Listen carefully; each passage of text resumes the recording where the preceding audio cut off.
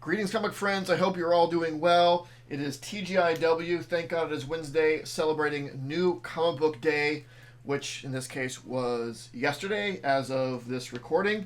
I'm trying my best to get these done on Thursdays. Sometimes it's a Friday. Sometimes it has to be a Saturday. Just depends on the schedule. Yeah. So Thursday, feel pretty good about that. It was a nice solid week. We had a total of 10 books, which is right at the max of kind of where I want to be. It's still kind of reasonable. I can get through these and still have time for reading other things that I want to read. But we stayed on the limit, which is or at the limit, which is good. And again, they're all pretty great. We'll jump right in with this. Might have been my favorite book this week. It's Moon Knight number 22. We're kind of at a lull. This is, people would probably call it a filler issue, but I don't think that's necessarily a bad thing. Quote unquote filler issues are things that are in between arcs.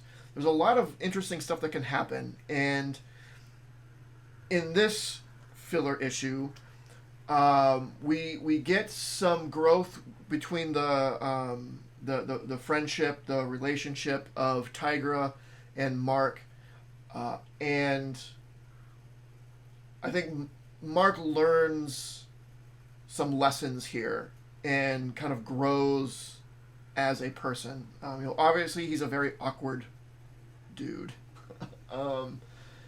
but in this issue, and there's not a lot of action, but that's fine. It's story driven and it's very intriguing, and I really enjoyed it. Next we have Miles Morales' SpiderMan. Man, if there's one thing that villains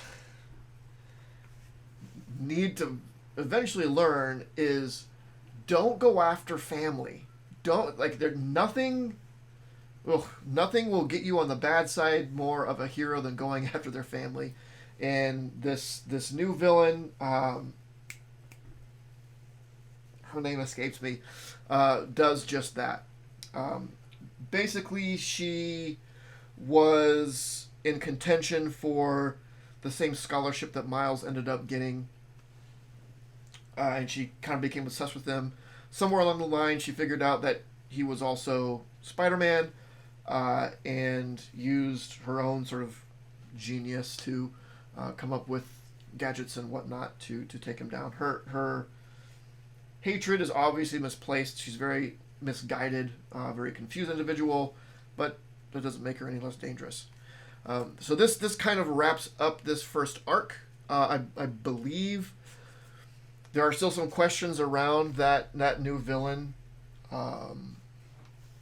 but the arc itself this time around, her time wrapped up nicely.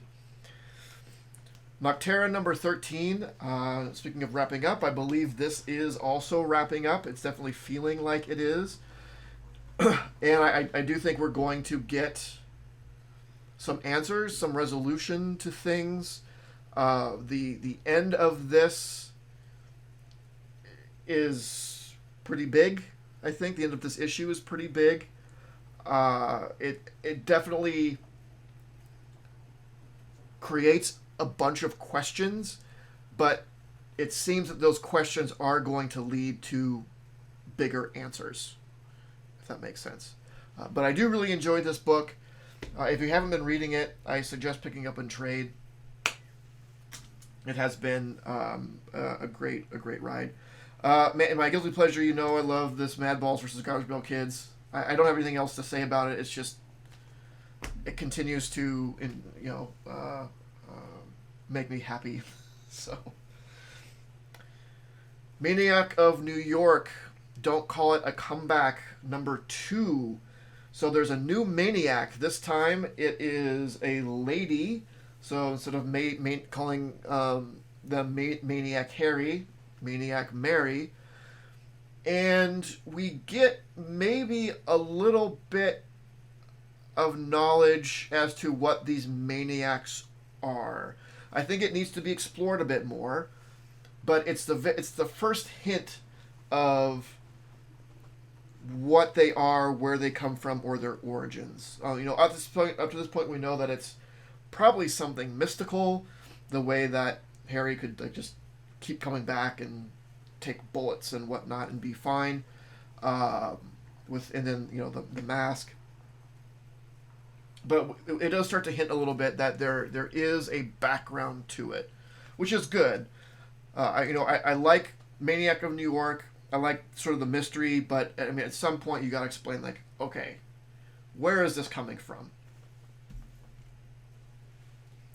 Batman Incorporated #7.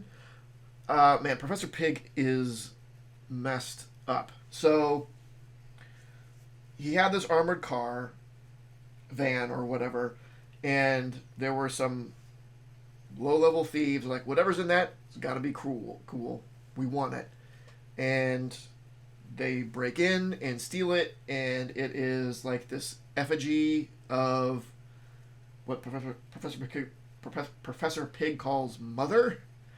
He's very protective of it. It isn't worth anything except for to this messed up dude. Anyway, he finds the thieves and is going to kill them. There's something else going on with other villains, but Batman Incorporated is on it and to take care of business, like Batman Incorporated does. There is a very, very difficult point for Ghostmaker in this. That's a really good scene. And I'm torn on whether I want to talk about it, but if you haven't read it, it's not a spoiler. But I don't want to ruin the moment for anyone. But it's if you haven't read it, you're going to read it. You'll probably know what I'm talking about, but just to give you more direction, it's Ghostmaker talking to Nightwing, to Dick. It's very good. It's a great book. Next we have Star Trek #6. This wraps up there are kind of two story arcs coming on here. One with Kal-El and the other with this God City. The God City one kind of gets resolved. I think this first arc is more of a level set of something is needed to get the crew together, to get these particular characters together to become the crew. And this wraps up the story that brings them together initially. Going forward, it's, okay, we're the crew. Which is great, because it's a crew that spans multiple generations. All the way from the original series up until Deep Space Nine. I continue to enjoy that. Fantastic Four. Fantastic Four, they cannot catch a break. They are not very popular in the public eye because of the business that went down in New York, which happened prior to this series, but it is explained sort of in flashbacks in issues, I think 3 and 4, somewhere around there. In the previous issue, they were going on a simple adventure. They got put into a mirror universe. They solved the problem and came back. Hey, no problems, except some algae or something from the mirror universe came with them, and it is basically a life form that has no predator on our Earth. So, reads like, if this gets over here, it's just going to spread and destroy all life as we know it. So, they have to figure out a way to get rid of it, contain it, whatever. And the solution that they come up with, while genius and works, again kind of puts them on the negative side of public opinion. So we're seeing a theme here with Ryan North's Fantastic Four, and it ends. They're not in a good place with the public or authorities. So I think this is really starting to like, look, you guys have been doing some stuff. We need to talk about this, and they're not interested. So Predator 2. So this is a really interesting arc. So we have basically a game reserve where the Predators used to train. They collect a bunch of species, let them out on the preserve, and hunt them to increase their skills. In this case, we follow a group of humans. Makes sense, so we can understand their language. But it turns out that they are all from different time periods. And it seems like the Predators over time have been abducting people and freezing them, putting them in stasis, and then using them as training. So there are people from like, the 1980s, people from more recent times, and they're all kind of out there. This is also the same time, in actual time, where Theta is a character. Theta from, I think it was the previous arc, where her parents were killed by Predators, and then she went and got revenge on the Predator. She wears Predator armor and all of that, and she goes hunting Predators. But she finds this reserve, finds this group of people, and is trying to get them off planet. Predators happen, bad things happen. It is an interesting story. It's an interesting concept. What I really like about these comics is how much they can expand the lore and ideas of both, the Alien and Predator universes. I think it's really interesting. And the last one is TMNT Usagi Yojimbo. This is Where When, by Stan Sakai. It's I love TMNT. I love Usagi Yojimbo. I probably should have waited to get this in a collected edition, just because like all my Usagi's in collected edition. I think I have a previous TMNT and Usagi in collected edition, but I don't know. I saw this in solicits and I knee-jerk reaction, like add it to my profile. So here we are. But it was good. It looks like it's being set up to, at least initially, they are going to be at odds with each other.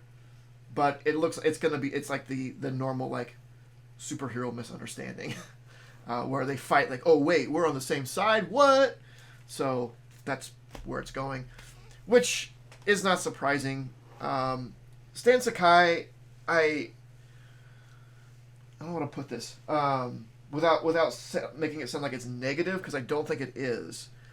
But his writing and his stories are simple, and I don't mean that in a bad way. They're just not they're very easy to take at face value. They're not deep. They're just, here you go. Here is some bare bones story and dialogue. Enjoy, and it's very good. And I'm not saying that it's bad. It's not a negative in any way. It's very well written. It's simple. I think it's done that way on purpose to appeal to a much wider audience, right? Usagi Yojimbo is something that is like all ages, right? I mean, within reason, right? Your toddler's not reading Usagi Yojimbo, but young readers can read Usagi and Stan Sakai's style and totally follow, and still get as much of a good story out of it as more senior readers. But again, not a bad thing at all. I actually really enjoy it. There is one other thing that I picked up, and just because I get these in trade as they come out, the Sandman Universe stuff, so Nightmare Country. which is with a 6-issue limited series starring the Corinthian, who is horrifying, but written by Tinian. So I'm excited to jump into this. This I have not read yet. I haven't had the chance to read this yet, but I am excited to. And that's all. So yeah, a nice little stack, and then a trade to read. So a completely reasonable week, and all solid books. I'm happy with all of them, and that's what's most important. And that's one of the main reasons why I wanted to cut back on my pull list is not just because of the sheer numbers, but when I had this 15, 20 books, there were definitely ones where like I could have done without that. I could have done without that. Not that they weren't bad. It was just like I don't need all of this. I'd rather go for quality over quantity, and that's what I've been striving for, and what I think recently been succeeding with. So happy with the last few weeks of polls. So that's it. Like, comment, subscribe. Let me know your thoughts. Let me know your thoughts on Stan Sakai, since I brought it up, I guess, on what you think of his writing style. But like, comment, subscribe, all that, and of course, and most importantly, don't forget to make yours Titan. This video was brought to you by Titan Comic Pressing. Follow us on Facebook and Instagram at Titan Comic Pressing LLC.